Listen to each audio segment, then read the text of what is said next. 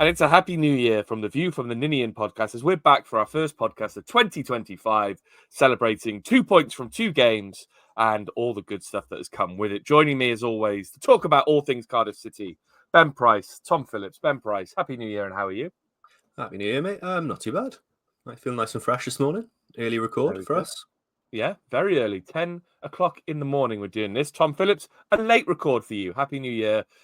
What's going on in Australia? Well, it's damn sight warmer here than it is with you. I think that's what's going on here. And Happy New Year. Sorry, I didn't say it. Yeah, he didn't say it. It's very rude. How do they say that in Australia? I'm too early into my tenure here to start the impressions. I am practicing in my spare time. Maybe by the end of the season I could drop a couple in, but I'm not going to try it just yet.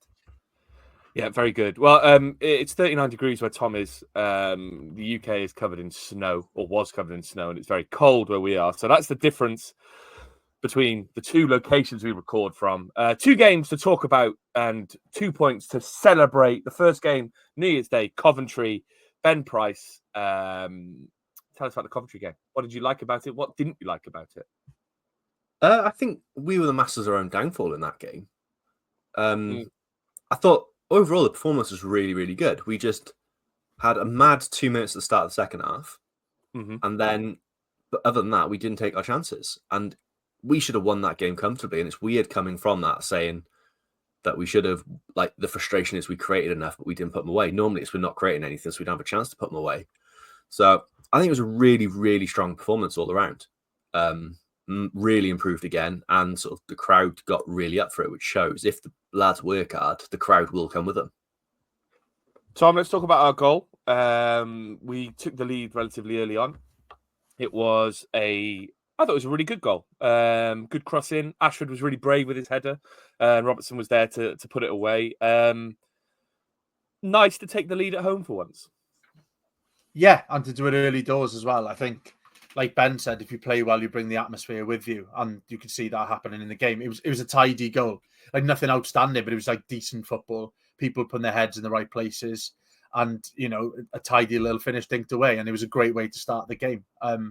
And I thought for the majority of that game, like Ben said, we were the much better team, and it is nice to see that because we have struggled. It feels like we struggle at home more than we do away, despite the results. Yeah. So I think just to get that kind of performance, even if we didn't get the 3 points, it felt like there was something to build on. And yeah, that was a good start to the game for us. Yeah, we talked about it on a previous pod about not starting games quickly. But then against Watford, we scored in the first minute. Against Coventry, I think it was the 6th minute we got that goal. So it's a nice change for once that we started the game kind of fresh out the gates. Ben, I mean, we can talk about the overall performance, but let's talk about the moment that changed the game, really. It was the Callum Robinson red card. Came very early in the second half. Not what we want to... I've skipped the equaliser deliberately because I think the Callum Robinson red card is probably the more telling thing to talk about. Started the second half badly, but let's talk about that red card. For you, was it a red card? No. But coming from that, I watched the highlights today, and there was a highlight that you didn't see on... when I saw it, I didn't see that, and that the replay shows. Part of me can kind of understand from where the referee was why he gave it, because the angle the camera on the Cardiff City highlights has it shows, and like this is going to annoy people that are listening audio, but on YouTube, like his arm's straight, but when he goes across, he does go across like that and like make an action towards his head, and I don't think he's deliberately gone to hurt him, and that is sort of where the red card would come into play. But from where the referee was, I can see why he gave it, because obviously I think the one thing we have skipped over is referee substitution. Oh, yeah. I completely forgot about that, if I'll be honest with you. So he's clearly near this. I think it's like his first ever championship game. Yeah, he's a National League ref, mainly. So it's his first EFL game, I think. Or at least championship, yeah. No, it's definitely... I think he's done like 7 or 8 League 1, League 2 games, but like the moment definitely got to him. I thought he was poor all around, to be honest. And I think the big moment got to him, Rush of Blood, and he's given it, but Robinson's given him a decision to make. I think that's probably on him. But the fact it hasn't been overturned probably suggests that as well, that there is grounds of why he gave it. It's not clear and obvious, like there's no way that's definitely not a red. But I think it's a really, really soft red card. I think it's one of those, right? Because we saw it in, I think I tweeted about this at the time. We saw it in the Swansea game against Luton, where McGuinness does a very similar thing. puts his arm out, catches the guy flush in the face. I think Franco had 3 teeth kind of displaced in his mouth, bleeding, and he didn't even get a booking. And that was probably worse because of the outcome than Robinson's was. Robinson's was quite weak in catching him. But if Robinson's is a red, then McGuinness's is a red. And then other ones we see every week should be given as reds as well. I think that's the problem for me, is that there's just a lack of overall consistency. And I agree. He kind of puts his arm out, probably gives the referee a decision to make, but I just still don't think it's a red card if they're not a red card every week. It's naive though, isn't it? I think, like Ben said, it gives him a decision to make. I think if you look at just before that, when Robinson goes to make contact with someone, he looks first, he checks and goes back, and he doesn't do anything stupid. And then the one after that, then his arm doesn't need to be that high, because he doesn't need to be that high to be getting to the ball, and it just looks bad.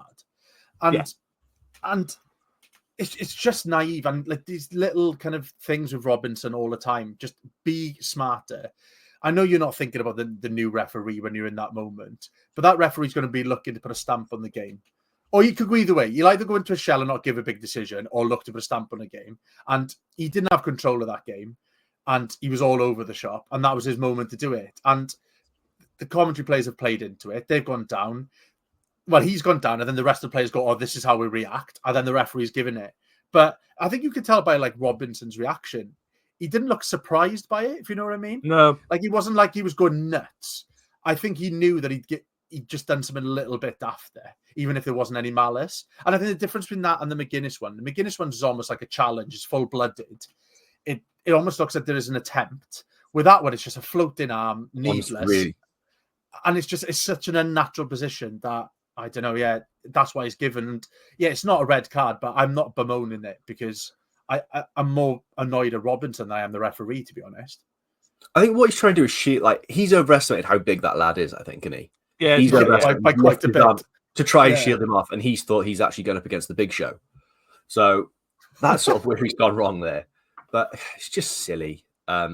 It's really, really frustrating that, especially with how he's been as well and how good he's been the last couple of weeks, to do that. Yeah. It's just... Well, to go from Watford, where he scored 2 goals, to that is... It kind of, to an extent, is a kind of microcosm of Callum Robinson's career at Cardiff, isn't it?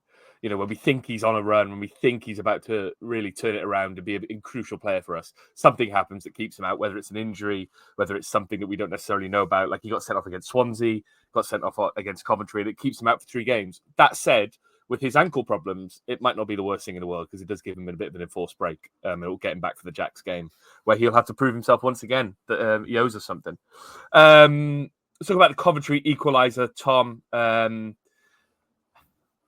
Jasper Darland came in for a bit of criticism again. He was pretty weak for the goal, wasn't he? Kind of got bullied out of it a little bit by Ellis Sims. Yeah, it's a bit shit. It's just like he's not even muscled off it. It's kind of, it goes under the ball a little bit. It's just all too easy. And you expect better from your centre-back there. And it's just too easy for him to get on the end of the ball and get a shot away, which leads to the chance in the end. And again, it's just a frustrating one, really, because we were the better team in that game. And like you said, it's just soft. It's just bad defending. And we'll get on to the Boro game. I think Darland had a good game there, but in that game, yeah, it's not the best moment for him, that's for sure. Ben, do you think Darland's still learning about the Championship? Obviously, he's come from a lesser competitive league, should we say. The Championship is a bit rough and tumble at times. It was Kiefer Moore against Sheffield United that bullied him, Ellis Sims that bullied him against Coventry. Is that something he's still learning about? Like, there are players out there who are just going to push you around a little bit? Yeah, I think he's still learning, but also it shouldn't be that much of a shock to him. He's up against it in training and stuff, and it's been a few months now. I know he had a fair bit out with injury and stuff, but you're still in and around the league. You're learning, watching what's going on.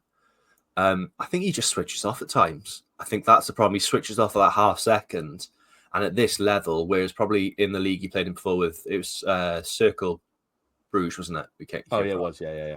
So, like, if he's come from there, I think you've probably got a bit more chance. Like, the strikers aren't as clinical. It's not as sort of competitive. So if you switch off, you've got a chance to make that recovery. Whereas in the Championship, because it's such a fast and frantic game, if you switch off even like that split second, you get punished. And he's not the only defender it's happened to. Gutas suffered from it as well at times coming in. But he's got to learn quicker, because it was a really, really poor goal to concede.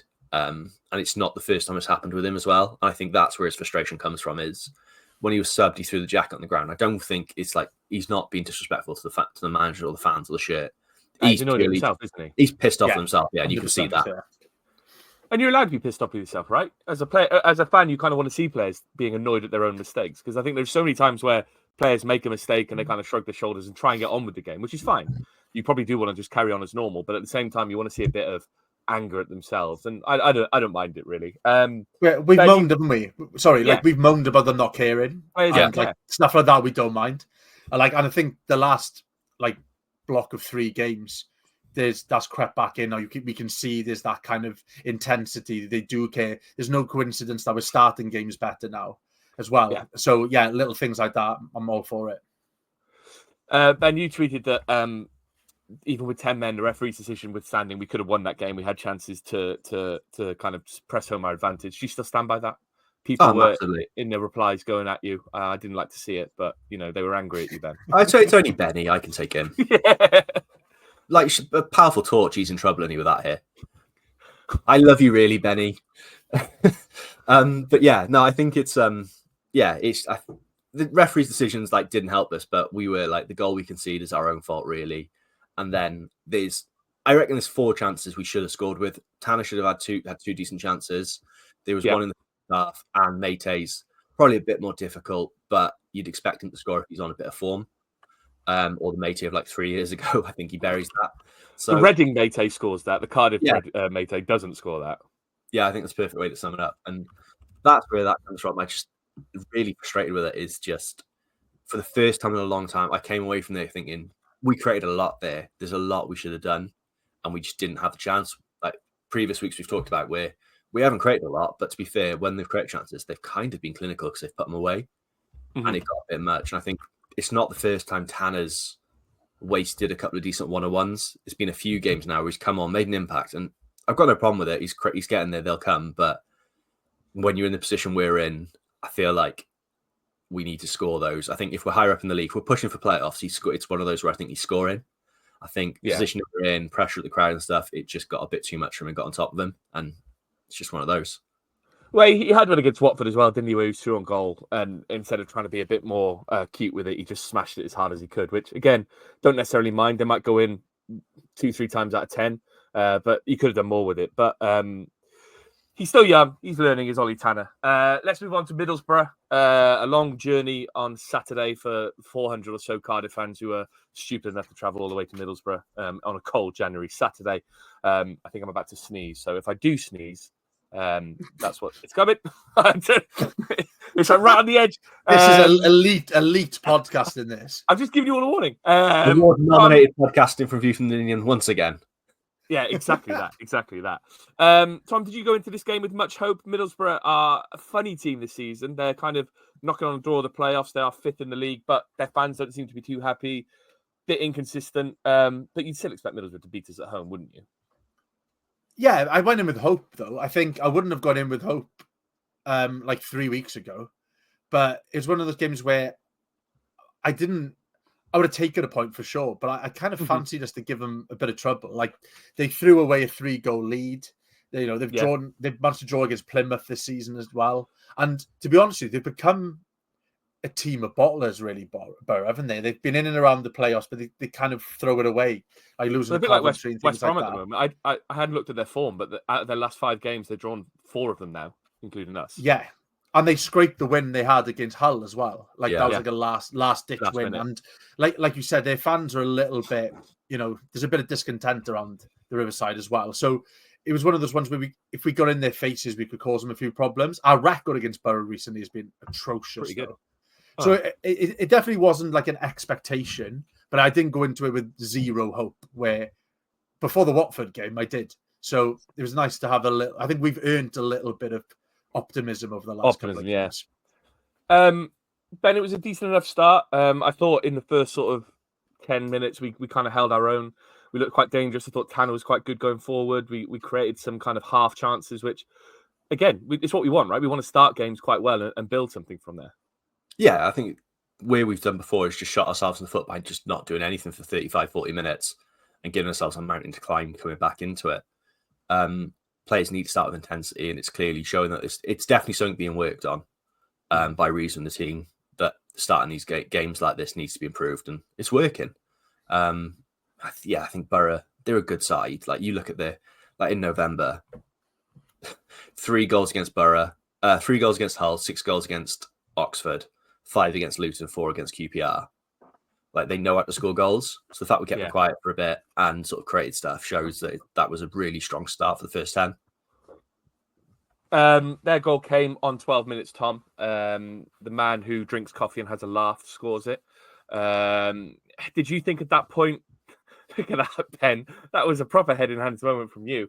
At that point, did you think the floodgates were going to open? It was a pretty simple goal to concede. They cut us open a little bit, got a cross in and was finished. But I thought the floodgates would open at that point. Did you, Tom? Not after the last couple of weeks. I wasn't as kind of jittery about it.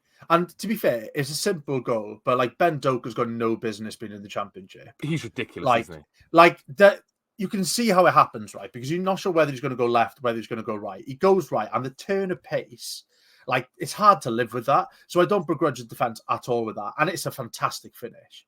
Like both those players won't be at Boro. Like Ben Doak's on loan, and Palace and Ipswich have already come in for him. Yeah. Latty's not going to be there much longer either. So like, it was one of those where like it looked simple, but you can't really pick out that defense for doing anything wrong. But like in terms of floodgates, again, like I said earlier, I've seen enough in the last couple of games that I wasn't going to start panicking, and the fact that we reacted as quick as we did as well is a massive positive to take out of this game. Like Boro are a team that can blow other teams away, and we weren't, which is huge. It's not too often O'Dowda looks like a left winger playing at left back.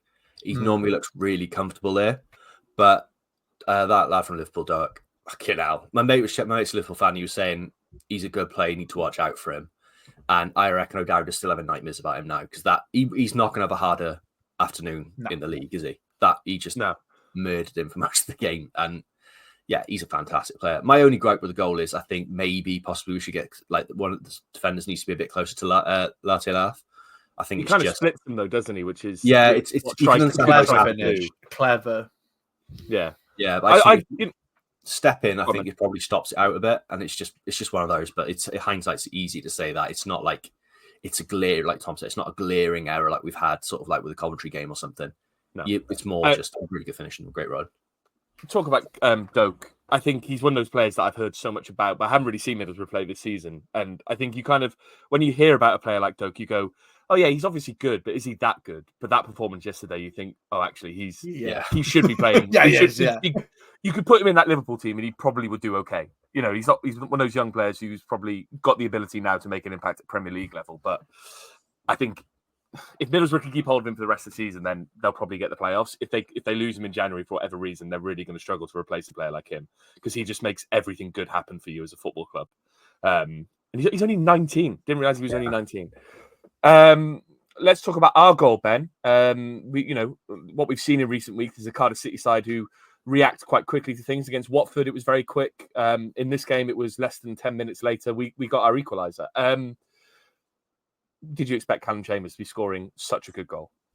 He's got it in his locker. He's done it before. He scored I remember him when he was on loan at Fulham. He scored a few then, didn't he? Sort of like he'd pop up on Match of the Day. It's like there's no reason the centre-back should be doing that. And yeah, well, he's a good footballer, isn't he? He is very good. Like I think sometimes you forget with like the injuries and some of the mistakes he made early on that he was a regular for Arsenal for a little bit, and if it wasn't for injuries, he'd have probably stayed at a much higher level than Cardiff. But that's a lovely strike. And it's nice to see us scoring off like a sustained bit of pressure as well. I felt like recently it's been like we've created pressure and created chances, but like once we've missed that big drive it home, do we? Yeah, and he properly drove that home. The keeper's got no chance with it. Kisses the inside the crossbar. It's a class finish. Tom, did you enjoy the back pass from the defender to set it up? Yeah, I saw it in the agenda bit. I was like, what are you on about? Then I watched it back. That is a bizarre clearance. It's a really bizarre clearance. I don't know why he's tried to do it, to be honest with you. But then I suppose the percentage play is that he's not going to score from there. Maybe if you're trying to clutch at straws a little bit. But yeah, it was a bit of a calamitous one. If one of our defenders had done that, I'd be pretty livid. Yeah. I think it's a strange one because like it's not immediately obvious what he does. And it's like maybe you just got a block on. You know, maybe the guy it's bounced off him and it's just run true for Chambers to hit. But it's very deliberate in what he does because he kind of puts his foot behind it and then taps it away, and it rolls so perfectly for Chambers. And I don't think it's not as an easy finish for Chambers as it could be because the defender's coming in from the side, right? So he's got pressure on him to get a shot off straight away, and he catches it so lovely. And like you say, Ben, there was no hope for the keeper. It was in off the underside of the crossbar, which is a lovely touch. Everyone likes to see a goal off the underside of the crossbar, and I think he almost looked a bit embarrassed that he'd scored. I don't think he really knew how to celebrate, which was refreshing to see, Ben. Yeah, we've scored quite a few good goals at the Riverside, haven't we? I think like Fabio's absolute thunder bastard of a volley out of nowhere as well sticks out. I mean, Chambers' goal wasn't a million miles off Whittingham's goal again in the FA Cup, was it? Kind of cut in into the far post from the edge of the box. I think there's a bit. Whittingham's was better. Yeah. I'm just saying though, because come on, I'm all for positivity, but fucking behave. All right, I'm just saying it looked similar. It was a top corner from the other side of the box. That's all I'm saying. Jesus Christ. Tom, second half wasn't as plain sailing as we would have liked. It kind of there were sustained periods of Boro pressure, but they didn't really make it count. And I think we can actually say now that Darland was pretty impressive alongside the rest of the defence. But we were defensively very solid in the second half, which is again something we've been crying out for in weeks. And I think Darland was a big part of that. Yeah, for sure. I think, and it didn't feel like it was complete like scrambling defense either. Like we felt fairly like solid. Yeah. You know, Boro had like 75% possession. They're a team who scores goals. They're fifth in the league for a reason. So you're going to be under pressure, especially away from home like that. So I thought Darland was really, really impressive. And you could forgive him having a bit of nerves after giving a couple of goals away like he has done earlier in the season. So I think to come away from there with a point and with a defensive performance like that is massive for us in building momentum. Because after that Oxford game, I'm sorry to bring it back up again, but like we could have easily capitulated. The 5 points we've got from the last 3 games is the difference between us. Yeah, still been in the relegation scrap, but we would have been like properly adrift. We would have been rock bottom of the league, 2 behind Plymouth, I think. And it would have been pretty much like look at a League One already. But just even though the draw with Coventry is a little bit disappointing, adding the draw with Boro on top of that, I think it's been a massive week for us and something for us to build on. Defensively solid. It's weird, though, isn't it? I thought that, like, you watch the second half, you think you're getting battered for the whole game, like the whole of the second half. But I'm looking at the stats now. We had 8 they shots. Didn't create much. They only had 9. So, like, all that possession. They're another team, like, I know they had 7 offsides, and I think they took the piss for how often they were offside and how annoyed the crowd got with the referee for correctly calling offsides as well was really funny. But it's a weird one looking back at it now. We had 1 shot less and 1 shot less on target, but so it's not like they dominated and like if we had stole that or like if it's like the draw's not exactly a fair result. No, and I think if you look at how many passes they made over 600 passes, but a lot of them were kind of around the box, knocking it to each other, trying to make space. They didn't really it didn't feel like they put many telling balls into the cross. It didn't really feel like Alnwick had many saves to make beyond the routine that he did make. And so for all their sustained pressure, it didn't really feel like they made it. They pressed home their advantage. Yeah, and that's was it 616 accurate passes. Just under 200 of those were forward, whereas we had 228 passes and 110 of those were forward. Yeah. Oh, sorry, 141 accurate passes in that for us. 141 and 110 were forward. We've gone back to Warnock ball. If you look at the last few games, we're not making as many passes, but we're getting the balls forward quicker, and most of our passes are forward into the opposing half. Whereas previously we were making 500 passes, but we weren't going anywhere with them. So I'm all for it. Still could have won it though, Tom. Despite all the pressure we were under. Colwell had a late header that went close. Should he be scoring there? Would that have really taken the fans off his back a bit? He should be hitting the target there. I think that's at that stage of the game, put it on target. The keeper is going to struggle to catch it, even if it's straight at him. He's going to have to parry it. He's going to have to do something with it.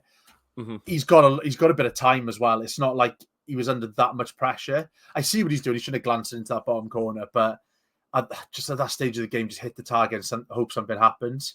Because if we come away with 3 points there, it would have been absolutely huge. If you look at Omar Riza's post-match comments, he actually said it would have been a little bit unfair on Middlesbrough. Whereas it's like, you don't have to say that. No. It's like, Stop come being on. so like, bloody nice, Omar. Yeah, it's like, that's too nice. But no, I think I was a little bit frustrated, especially when I watched it back with the Colwell one. Hit the target, make him do something. I don't think you necessarily expect him to score, but just, work the don't keeper. put it wide at that stage of the game. Yeah, exactly that.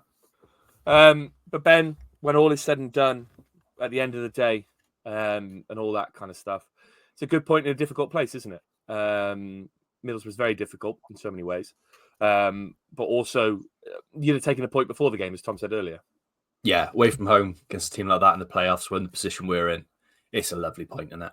It's like Tom said, adds to like what's been quite a good week and a bit, sort of after Boxing Day. The reaction's been excellent from the players. You can't fault them, and to come away not just sort of like saying, "Oh, we got those points," and it's not like we scraped them.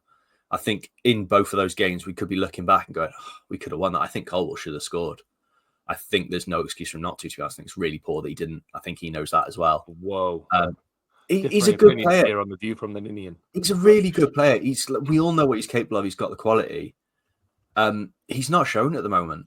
It's not like he's not playing football and having the chances. He's not hitting the heights he needs to. Like there's a lot expected of him, and there's a lot of like ability there. He's not hitting the heights he needs to. And when he's had a chance like that, he's got to score it. For a player of his skill and like that, I think you put a proper striker there. I know he's not out and out number 9, but you got someone else that's got more goals in his career. They score that header, and he didn't. So he's come away from that with that. Would Wilfred Kanga have scored that? No, because he wouldn't have got in position to. All right. I said good goal scorers. Well, he scored goals last season. I don't think it's the same bloke. I'm not having it. All right. Yeah, fair enough. Fair enough. Right, over to Twitter, twitter.com/VFT Ninian. For all your tweets, Gareth Dunning, the lad. How do you say Doak? Is it Doak or Doak? Doak, I've been saying. Yeah, Doak. Fine.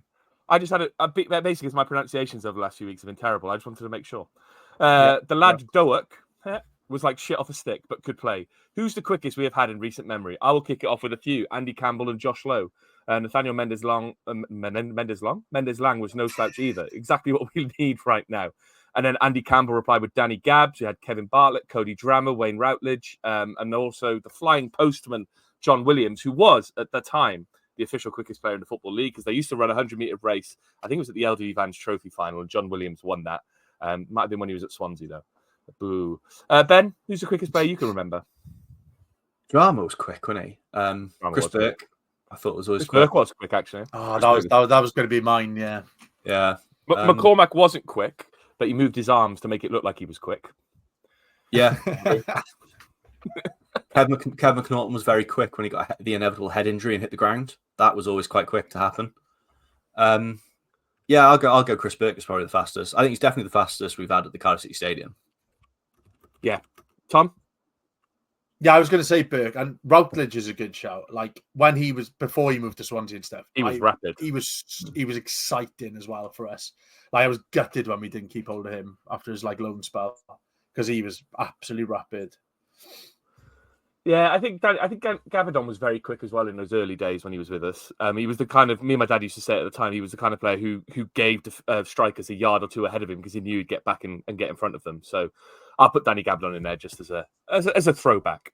3 questions, Ben, from Benefactor, your mate. I know it's unlikely with such an underwhelming cup draw again, but what do we think? Fancy a cup run? He's just said the renaissance of Callum Chambers and Rocco Simic to say, surely can't do any harm in how he gets. I'm really struggling with my pronunciations today. It's in your head first now. Question. It's in my head. Yeah, I've undermined myself. On Rocco, do you think he's going to stay and get any look in? It sounds like he's going to, doesn't it? From sort of what the stuff's coming out with. A few people have said, will he fit into the squad? Because he's under 21, we don't need him. We don't need to allocate a space for him in the squad, so he fits in no matter what. Yeah, so we free up the space there because I think it's like looking at it, Kanga, we had no striker and Kanga didn't start. So it basically didn't even come on. So I think he's as good as gone. I think as soon as the window opens up for his loan to be terminated, I think it'll happen. Yeah, we'll talk about that shortly. So I think it's a case of Simic comes in, and I know it didn't work for him at Cortig, but someone put I can't remember who it was. Someone on Twitter I saw made a really good point of if we're in January and we assigned a striker from Salzburg with his record before, we'd be bouncing. We'd be really happy with that player coming in. It's just because he didn't have the best time at basket case in Cortig that we're sort of that people are writing him off already. So I'm all for him coming in, having a wicked go. And I think he can't do any worse than Kanga, is all I'm going to say. Kotrike. Come on, Ben, get the pronunciation right. I'm not saying pronunciation. I thought it was Kotrike. Well, I thought it was Kotrick, but then Ashley James, commentator for Cardiff City, called him Kotrike in the summer. So I'm going with him. Fair. Yeah, I trust Ash with my life. He was the first person to do it to Kashwi rather than Dickachoy as well, Ash. Yeah, exactly. So, he's a trailblazer. There we go. I'll come to you on this one, Tom. Fancy a cup run? Always. Are we going to have one? I tell you what, there's potential there because listening to Chris Wilder after their game with Watford, he was moaning about, O'Hare shouldn't have played, Davis shouldn't have played. They're just about getting people on the pitch. It sounds like they're going to rest a load of players. It's a quick turnaround with it being a Thursday game as well. So it's one of those games that's could be all over the shop. They don't like when we played Southampton in the League Cup. We could have names out that we've never seen on both sides. So if we get through it, then I'd love a cup run. And we've got players, I think we've got a slight advantage where we've got players who've played a few games for us, but not a huge amount. The likes of Capaccio and things like that. Ashford, I'd probably play Colwell. I think you look at our bench from the last game, you effectively, apart from Kanga, play the whole lot. And they've had game time. So there's no real reason why we don't give them a go. And I wouldn't be surprised if we pull off a result. I think it'd be good for the momentum of the club if you have a cup run. I say this every year. Obviously, if we lose 3-0, we go, it didn't matter, never mattered. But if we get through, it could be massive for us. I'm looking at their injury list. Sheffield United, Sariki, Hamer, Suter, Raksaki, Kiefer Moore, Ollie Arblaster, Tyrese Campbell, and Vinicius de Souza Costa are all out. They're all first-team players for the large part. So I'd imagine, to your point, they are going to play a weakened team. The only annoying thing is it's a 7:00 kickoff. We'll talk about that shortly. Umar Ohid, the summer transfer window has proved to be a disaster. Huge couple of weeks coming up now, and the next two league games are a must-win. Ben, has the summer transfer window proven to be a disaster? Hard not to say it wasn't, was it? I think how many successes have we got there from all the players we signed? Darland, Callum Chambers, Alex Robertson. Is They've all scored in recent games. Is Darland's success? Yeah. I think there's potential to be, but I wouldn't say he's an out-and-out success just yet. There's been a lot of mistakes. I think Robertson's always going to be a good signing. I think that's a result. And Chambers too, I suppose. So two. I suppose a lot of it is just blighted by how bad Kanga's been, isn't it? I think that does sort of just take the shine off everything. I think it depends how you measure success, right? Because a lot of the signings have come in and are starting for us. So they've added the success in terms of they've obviously given us something. But the problem is what we've been watching has been dross. So it depends how you measure it. I think when you look at Fish, for example, who's not getting any game time, that one looks like a weird signing. Yeah. And so I think it's I wouldn't say it's a complete disaster because I think these players are good enough to get us out of this mess. But the fact we're in the mess in the first place points to it not being ideal. But I think we'll have a much better judge of whether it's been a complete waste of time or not in about 2 months.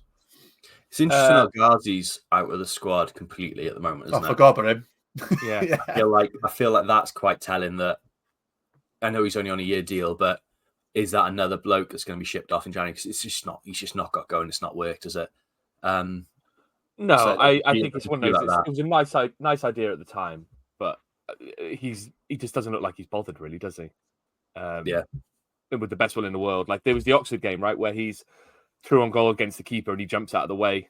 And that kind of shows his level of commitment. I know Anwar Al-Ghazi isn't a kind of blood and thunder player. He's not going to be steaming into challenges, but I think there's just an edge that's gone with him a little bit. And I wonder if that's just because it hasn't worked out the way he probably wanted it to. Lee Spear, a nice little 3 games unbeaten, but more importantly, great to see the boys digging in and fighting. Giggsy, those that are on the back of Darland and Chambers, are they okay with them now? After Callum's red last week was upheld after appeal, not announced to the media or fans, should Hackney have seen similar with the swinging arm? I know Nigel Owens would have been getting a card out. Tom, we have seen some strange refereeing decisions in recent weeks. I know it's not our league, but there was that João Pedro one in the Premier League, wasn't there, where he absolutely swung an elbow at someone, didn't catch him, but it was very intentful. I don't even think he got booked for that. Does this law need looking at? Does it need to be made more consistent? I don't think it's the law. I think it's just the way that it's being used. I think the application it's just inconsistent. Of the application of the law, exactly that. I think, like, if there's intent to hurt someone, you should be penalised for it, and if there's contact, you should be penalised for it. But it's just not. Yeah, it's not applied in that way. Like, I don't know. It's the same as the handball law a little bit. I don't know which way you go with it. Like if it's accidental, should that mean less? Yes, possibly. But if you've still made contact, then it's still a foul. In the same way, if you don't mean to trip someone up, it's still a foul. But as opposed to if you've kicked them intentionally. So it should be kind of like applied in the same way, really.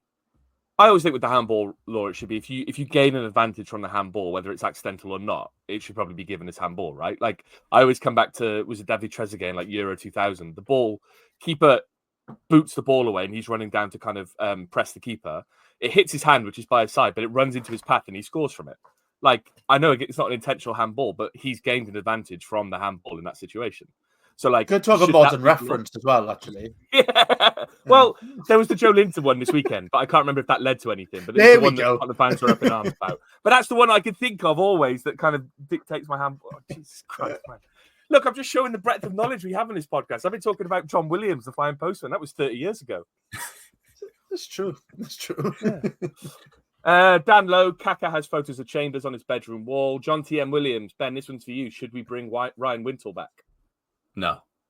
Good. I think East Blues. Yeah, it's just no point. That's not an area we need strengthening at the moment. It's going well there. CO and Chambers doing the job there. Rawls comes in, Robertson's there at the moment in that system. Ryan Windle's not needed, and is his influence on the dressing room needed as well? I suggest probably not. And he's not getting game time for Millwall either, which is very telling. He scored though, didn't he? He scored at the weekend. Did he? I'm pretty sure he did. Let me double check. Where are we? Millwall, they're down to 13th in the league. Yeah, 2-2. Ryan Wintle scored in the 83rd minute. That's nice for him. Yeah, nice for him. Neath Blues, Tom, do you think we shouldn't be sentimental to rescind Ramsey's contract, especially if he's out until March? His wages must be huge, and we could use those wages on players who could help us avoid the drop. Tom, sad, isn't it, how the Ramsey signing has worked out so far? Yeah, I'm a bit annoyed about a shirt with his name on the back. I broke my own rule for that. Yeah, I didn't even take the tags off mine. I got so excited about it. Don't even wear around the house at the moment because it makes me so sad. But I'd be surprised if he's on huge wages. To be fair, I don't think the talk always was that his salary was not his salary. His contract was kind of like loaded with commercial stuff, right? So shirt sales and everything else. That was always the talk. So I imagine his wages probably aren't as high as people think. Yeah, exactly. I don't think we're in a position to be rescinding contracts and stuff. And you never know, we might get something out of him. And he's good to have around the dressing room, good to have around the club. And I don't know, like, we never know how we might find use for him in the future. You know, he might end up on our coaching staff. He might end up working as a tea lady. You don't know. But he's just a nice man to keep around the place. So, yeah, leave him alone. Boober John... Colwell put in a good performance as false nine. Shame about the miss, but great effort on his first appearance in that position. CCFU View asked, what were our thoughts on the Robbo's red card? We've talked about that. Michael says, gritty performance from us. I wasn't expecting anything but a defeat. We were dogged in defence, though. Bodes well. Just needs teams around us to stop getting similar results. Cardiff City fan Matty Aztec says, how has Chambers suddenly turned into prime Rodri? Barry Jones, Ben, Dave Jones at the ground last week. Good or bad? He just lives in the Vale, doesn't he? He still lives in the era and he just came to watch a game. That's sort of what it's come out as. And I don't think there's any more than that. So good, I guess, because he paid for a ticket. And I don't know. No smoke, no fire, though. Famously, that was his book title. So mental. Yeah. Still can't get my head around that. I think about that every week. Fucking mental decision. Because I know the phrase is no smoke without fire, but he says no smoke, no fire, which I guess we thought was a clever kind of turnaround on it, but close. Yeah, it's too close. Yeah, it causes you to double take, but not in the way you go, oh, I might ever read that. You double take and go, what the fuck? The same way, what's the OJ Simpson one when he called his book, If I Had Done It, How Would I Got Away with It? And I've not read the book, but apparently there's a whole chapter about how he would have killed his partner if he had killed her. But the family got the commercial rights to it, and they changed the title of the book. So if I did it, they made if like size 3. Oh yeah, I tiny. did it fucking massive on the cover. So it's just OJ Simpson. I did it. I mean, OJ Simpson. What a man. It's a good segue, that Dave Jones into OJ Simpson. Fair play to us. Yeah. I'm not correlating the two in any way. I'm not even dropping allegedly in there. There is no correlation between the two blokes. Neath Blues, I feared the worst pre-Watford, but Reese's extensive style isn't suitable for the relegation dogfight we're in. I've been impressed he's changed to make us harder to beat, which is what we need. Hopefully we can get some wins now. Bluebird John, then number 7 clearly swings for Reno in frustration. Nothing given. Defender runs into Robertson's forearm. Previous game, straight red. Make it make sense. Evan Williams, we're doing all right. Results will come. MJCCSE, I backed Reese strongly early on. After the dire run, agreed with most that he had to go, but it's shown a real mature side of management that he's adapted to get points this week. With transfers and points to pull away a bit, hopefully we can slowly get that early day football back. And Oliver Reese, the away day machine, has said Newcastle Pop World is the one tonight. Tom, we didn't go to Newcastle Pop World. We went to Flares. And what happened in Flares? I don't know. I have to be taken home. Yeah. That's all I remember. Yeah. So you were dancing like this. Yeah. It wasn't my finest moment. You didn't get thrown out. Gordon Brown got thrown out. I didn't get thrown out. We made a conscious decision to get me out of there before that was on the cards. And it was very icy and I slipped and landed teeth first, which wasn't great. I did that sober as well though, so it was fine. Yeah, exactly. That wasn't because you were drunk. That's because it was icy. Let's get on to January. It is January the 5th. No transfers so far. Ben, sack the board. Yeah, out. All of them. T-Lady, all of them gone. It's mainly the T-Lady's fault, I think. We've got Ramsey waiting in the wings as well. So, yeah, exactly. He's been practicing his steeping of tea bags. It is January. There's a lot of talk. There's a lot of moves happening already. On the moves that are already happening, column, Tom, Sonoda's gone back to Kutrike. And it sounds like the talk is we're trying to get rid of Kanga, trying to cut his loan short, send him back to Berlin. Let's talk about Sonoda first, Tom. Will he ever play for the club? Yes, just not this season. Just not this season. Yeah. He needs game time, doesn't he? So it's a sensible move to send him back to where he was comfortable before. We kind of don't need him as well. Like in the same way that Ben was on about we don't need Wintle. I don't think we need the Sonoda at the moment either. Where we need someone is like Simic up front. Like where we could have some bodies through the door and try something. So if he's getting game time elsewhere, then keep him there. Let's talk about Kanga, Ben. Good. He's going, right? Yeah, I think it's going to go down as an all-time stinker, innit? I don't think... possibly one of the worst. Yeah, I generally think he is. He's up there, like, with the worst. I can't think of many worse, sort of... Especially loans. I think it's possibly the worst we've had in at least 10 years. He's played... How many minutes of football do you think he's played so far this season? If you get within 10 minutes... If you get within 10 minutes, I'll buy you a Mars bar. Or whatever they're called in Australia, Tom. Ben, what's your guess? How many minutes? 78. Are you stupid? That's so low. Tom? Yeah. Has he started? I'm going to go higher than that then. I was going to say 310. He started 6 games at the start of the season by the looks of it. Did he? Oh, yeah. Yeah. Fair. Started against Burnley, started against Swansea, started against Boro, started against Derby, and started against Leeds. Did he start against the Jacks? Yeah, apparently. I'm literally on Transfer Market now, and that's what it's telling me. I don't remember it either. So what's the answer? Well, Ben, do you want to have another guess? Because you... No. I've lost... I'll accept I've lost the Mars bar, but just for pride then. Yeah, go on. 407. Oh, you were so close. 452. Played 452 minutes of football. I'm going to double check whether he did start against Swansea by looking at the lineup. Yeah, started against Swansea. Played 73 minutes. Oh, yeah. But if you look, he played 75 minutes against Burnley. Did have a goal disallowed in that game because he was offside. Played 73 minutes against Swansea, 73 minutes against Boro, 69 against Derby, 45 against Leeds. Obviously, Errol Bullitt leaves, and the most he's played since then is 21 minutes away at West Brom. He's got a few 6s and 7s, a few 14s and 15s. The goal disallowed at Burnley is the highlight. Yeah. In a game where we lost 5-1, his goal being decided. Swinging doors, though, isn't it, Ben? Swinging doors. Yeah. What could have been?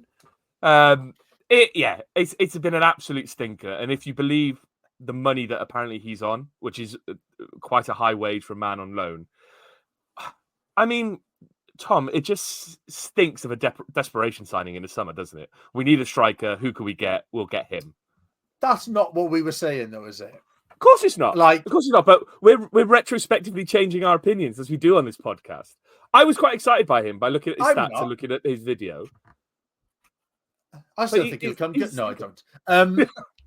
Yeah, I think at the time we were excited by it because his record is decent. He's coming from decent pedigree. Yeah. And it's one of the signings that should have worked. And it's just sometimes they don't. He might not fit in with the squad. He might not like the area. He might not be comfortable at home. You never know. And you have a goal come off your ass in the first 10 minutes on your debut, and it could be a completely different time there. And I think it's just one of those that hasn't worked out. I don't think it was a desperation signing. Unless the wages are ridiculously high, then that part of it is more the contract negotiation side of it. I think bringing him in was probably a sensible approach, but the terms that he was brought in on, that might be the desperation side of it. I think you look at the league, like 2 Bundesliga is probably the most comparable league to the Championship. And it's an absolute basket case of a league full of clubs that sort of come down and just mad. Yeah, and Glatzel's doing absolute numbers there as well. But I can see everything makes sense of why he came in. And that YouTube video got me really excited for him. I thought, we might have a gem here. But like I said, I don't think it's the same bloke. Don't know what's gone on, but we've been like Ali Dyer somewhere. If he does go back, that will be a huge kind of. But then he's alone, right? So what do we have to pay? What are we owing? I'm just interested to see how the negotiations. He 100% scores on his first goal. He scores in the first game he'll play as well. As soon as he goes back, wherever he ends up. Well, they'll send him back out somewhere else, and he'll score straight away. A brace in the last 20 minutes of the game. Again, is he? No. What did he score last season in the end? I'm going to have a look now, but while we're at it. He only got 9. He got 12 goals last season. That would have been nice, wouldn't it? A nice 12-goal striker would have been nice this season. They're the 2 that look like are happening, Tom. Who else do you expect to move? Rees was talking about a kind of turnover around 8 players, 4 or 5 leaving, 4 or 5 coming in. There's also talk around Tete. Obviously, contracts up at the end of the year, been injured for most of the season. He's been linked with kind of Huddersfield or Charlton. Is there anyone else you expect to move on, Tom? It's hard to tell, to be honest with you. Because we are like a little bit light on the ground in certain areas, and it depends how much we want, have people have a minute or have them there as backup. A Tete makes sense. Outside of that, it depends who we bring in. I don't think there's many we're going to be actively trying to get out the door until we know there's someone coming in instead of them. Because Ashford's a prime example of that, isn't he? Ashford was going to be lined up for a loan move because he needed game time, but now he's starting every game and having an impact. So you can't let him go, can you? And we can't afford to let him go. Because we're like 1 red card or 1 injury away from having no one again. And then we're bringing in a desperation Kanga signing again. So I'm finding it really hard when looking through that squad. I don't think we're going to be recalling many of our loans either, because I think like the Colwell one, for example, is going so well, just leave him where he is. Or maybe put him at a higher level, possibly. But I think just leave him, if he's scoring goals, fine. But yeah, I can't see us sending many people out. I think Collins is the only one that sticks out, and he's of course. He's not to Saudi, I think, isn't he? The sounds things. Yeah. Is it? Is that where he's been linked? I haven't seen it linked. Yeah. Like the other one I thought might have happened is Turnbull possibly going, but obviously he's out until possibly the end of the season, so that's not going to happen. I also thought Reindorf might go and get some loan time, but obviously he's injured as well. So I think some of the players that we probably thought would go can't go anywhere now because they're injured, and then the players that we thought could, other players that might have moved if they didn't move can't go anywhere because now they're getting game time. Like even Mate, for example, you probably would have banked on him going if, say, another striker had come good. We can't get rid of Mate now because he's our only backup striker and our only backup winger at times as well. How far is Isaac Davis off? I think he's a bit, isn't he? Yeah, it says on FOTMob potentially mid-January, but I think he had a setback, right? Because Ramsey's March, Turnbull's potentially end of season. Davis had a setback. It was meant to be January. It could be February. Who knows? If you look at our squad as well, there's a few young players that might get a move. Someone like Louis Giles, for example, who's kind of got a few first-team games, could get a move to get some game time. But I can't see anybody else. Our squad is so thin at the moment. Even Will Fish, right? Will Fish would probably want to go somewhere and play some games. But we can't afford to let him go now because we're one injury away from him starting. El Ghazi, maybe, probably the only other one. Yeah, maybe. But where would he go? Would we get money for him? I don't think you get money for him. I think it's just a case of like tear up the contract and he goes somewhere else because it's just not working. He is on a whack. Like, yeah, I know it's a 1 year deal, but he is a player that sort of like, if you're looking to move people on and want to free up wages and free up, as important as free up space in the squad, I think probably he's one to go, and he probably wouldn't be too upset at going because he ain't getting a new deal in the summer anyway. So, no, it's sad because part of me still thinks he's got something to give, but then I think I'm just so as well. Stupidly optimistic. I think he's a really good footballer there. Like, clearly you've seen it from years before, but I think everything gone on sort of with that, and it's not worked out here. I think it's just as much for him. He'll go somewhere else and do fine. But it's I don't think he's just cut out for championship football at this stage of his career. I just think it's when you look at the players that came in the summer, obviously we had a different management system in place and a different way of doing things in place. If you're someone like El Ghazi, you might have come in under Bullet and Bullet would have earmarked you to play every game. But now all the changes happen, then he's not playing. That's the big thing. He's just not getting game time. So why would he want to stick around? On the other side of things, Tom, up to 4 players coming in. If the reports are to be believed, apparently the list of recruits has gone into the board. They're working on the negotiations and transfers now. Is 4 enough? Do we need more? Where do we need to strengthen the most? It's up front, isn't it? Yeah, it's up front. Like elsewhere, we need bodies and a bit of quality, but the one place where we really need something is attacking options. I think, like we've touched on, I think defensively we've got people there. In central midfield, we've got people there. If you can add quality to areas, great. But we just need someone up top to score some goals for us to get us out of the mess that we're in. Because I think we've got some quality in that squad. We just need some clinical finishing. Because no team is too good to go down. But like we shouldn't be where we are. Even though we're a basket case of a club and like we keep putting ourselves in this position, there's enough in that squad that we should be away from it. And I think that spell where we lose to like Preston and QPR at home has put us in that kind of mess. Like we're a couple of performances away from kind of moving ourselves into mid-table. So just add a striker to that squad and I think we'll start to see ourselves climb a little bit. Ben, do you trust the board to bring in a striker? Their record ain't great, is it?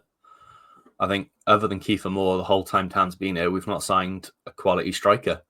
It's the toughest position as well, isn't it?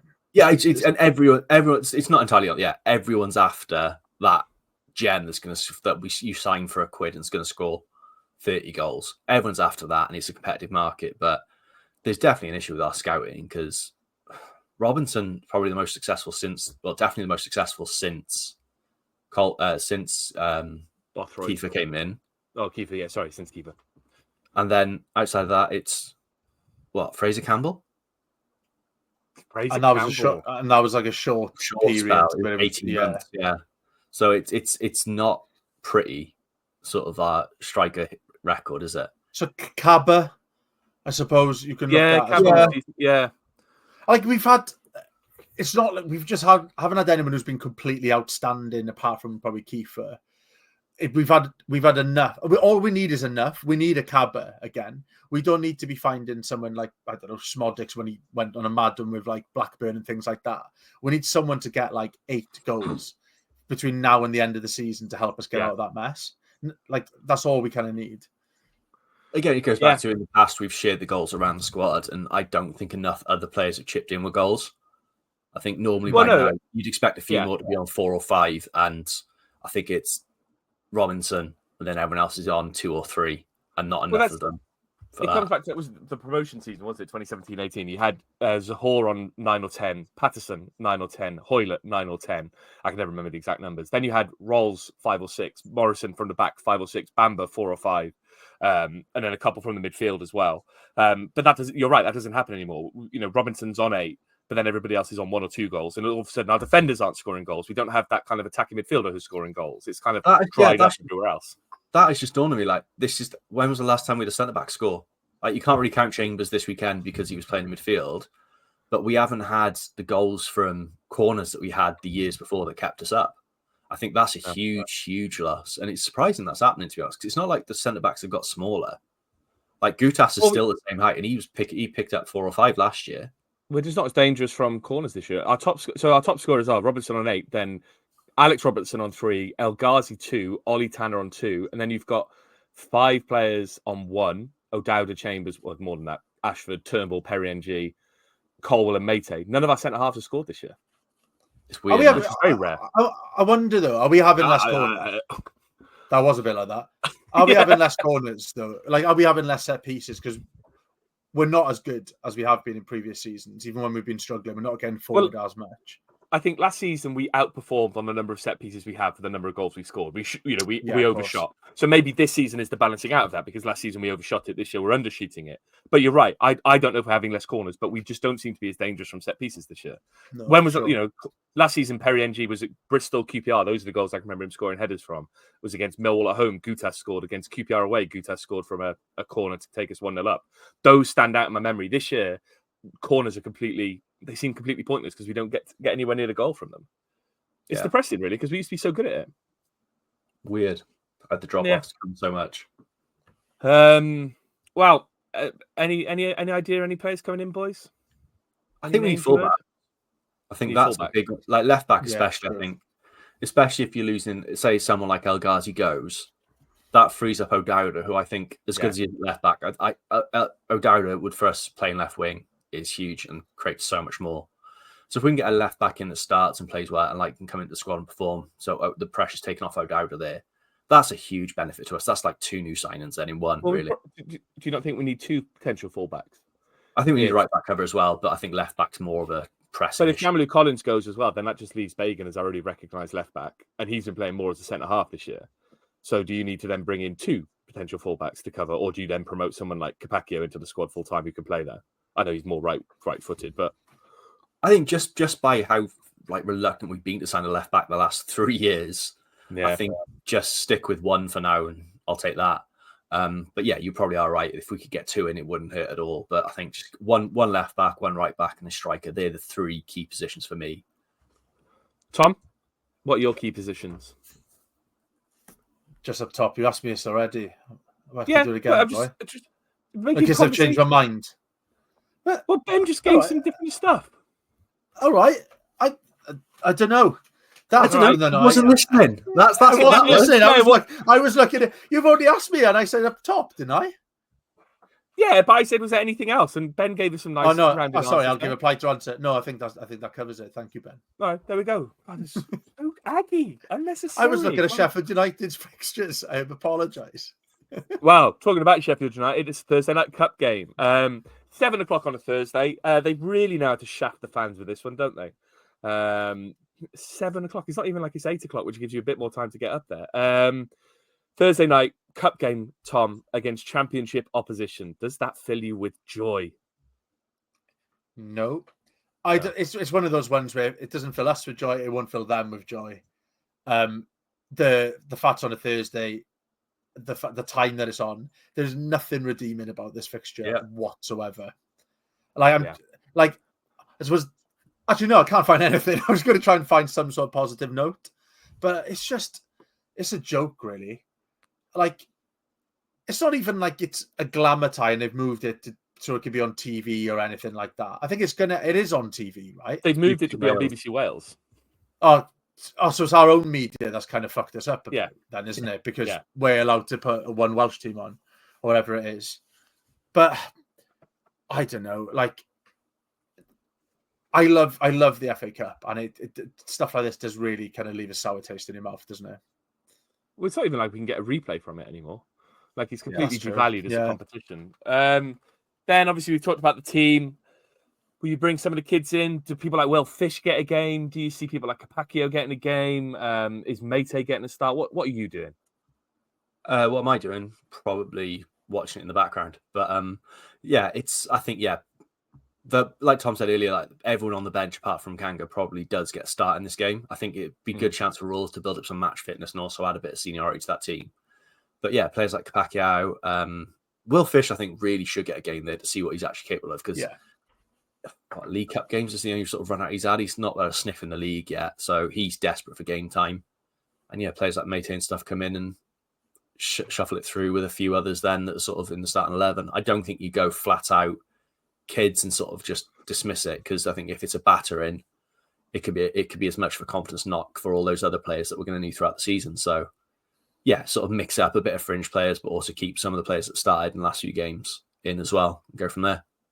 Will Fisher's played 175 minutes of football this season, and one of those was a full 90. So, Was that in the League Cup? It was against Leeds, I think, in the league when we lost 2-0.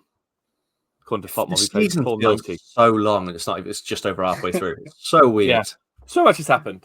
Right, predictions. Tom, are we going on a cup run? Yeah, I'm going to say yeah, because I look at like what I was doing earlier on and not listening to, and I was looking at like Sheffield United's form, and like they've stuttered in the league. They've got a load of injuries.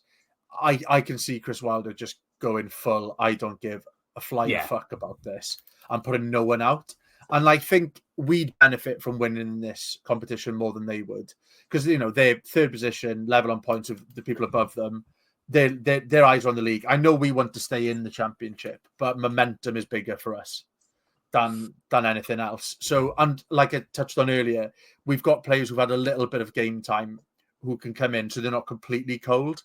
I could just imagine us nicking it, like 1-0 or 2-1, something like that. So I fancy us. Ben? I completely agree. I think Sheffield United have got no interest in this game whatsoever. And I think if Wilder could field the under 6 in this game, he would. He's just got that. All he's doing is focusing on promotion. So, yeah, I'm with Tom. I don't even think it's going to be a sneaky win. I think we could win this 2-0. Whoa. Oof. That's a brave prediction there from Ben Price at the end. I think we'll win. And I think we'll then somehow draw the only other championship side in round 4. And it'll just be a crap cup run. But we'll end up in like the quarterfinals somehow because we've just played championship teams. It's weird though, this game, the only way this game could have been made better is if it was actually a 3:00 kickoff on a Saturday. So people could actually go, because that's one of the grounds I've not been to. I was like, when it's still the draw, it's like, oh, I might actually go up to that. And then they made it worse by moving it to a Thursday kickoff and 7:00. It's just shit, isn't it? It's just, I mean, if you look at the whole kind of weekends of ties, I think Everton have drawn Peterborough, I think it is, potentially. And it's a Thursday at 7:45. And the Peterborough actually put a statement basically saying, this is crap, because it means all our fans who wanted to go can't necessarily go. It's one of the last FA Cup games at Goodison Park, and they put it at 7:45 that people can't really go to anymore. And I think everywhere you look across this weekend, because the games start on Thursday, I think they run till Monday, people are being shafted. And I don't know why. Like, just put the games on at normal times. Yeah. Do one Friday game. I've not on a Thursday gone. Tell you what I want to watch is nothing FA Cup game. I'm desperate to watch this where the Premier League team are probably going to play their kids and the League One team are probably going to lose in the last minute. I'm not desperate for that at all. Just do it. I kind of am, but I'm quite sad. But you are quite sad. To be fair, actually, the one Friday. Yeah, the one redeeming feature for this game is for me, really, because I get to watch it on a Friday morning before work. So that's the one positive I can find about it. Liverpool got Accrington Stanley on Saturday at 12:15. That's fine. I respect the 12:15 on a Saturday for two local teams as well. That's a cup tie. But then you've got Everton Peterborough at 7:45 on a Thursday. I think you've got games on Friday night, Wycombe Portsmouth on Friday night, Aston Villa West Ham Friday night. And then you've got games all the way through till Monday. Millwall versus Dagenham and Redbridge on a Monday at 7:30. That's fine. It's a tube ride. That is a tube ride, but also just put it on a Sunday or something. Why are you letting the games bleed into Monday? Anyway, it's mainly the Thursday. Coming around about the FA, isn't it? Thursday, I've got more problem than Monday. Yeah, I've got more problem with it. Yeah. That's our rant about the FA done. Taking this over an hour, so it's probably time to end the podcast there. First podcast of 2025 in the bag. Thank you all for listening. If you want to get involved, twitter.com/VFDNinian. If you want to give us some money for this, KOFI.com/VFDNinian. Go to viewfromtheninian.com. All our links and how to get in touch with the podcast is there. Find our podcast on YouTube. Like and subscribe our podcast on YouTube. Give us a review on Spotify or Apple. Ben, have I missed anything? No, that's all that. Hit it well. Tom, anything you want to add? No, all good. You can go back to looking at fixture list now. Thank you. Thanks for listening. We'll be back after the Sheffield game on Sunday. Ta-da!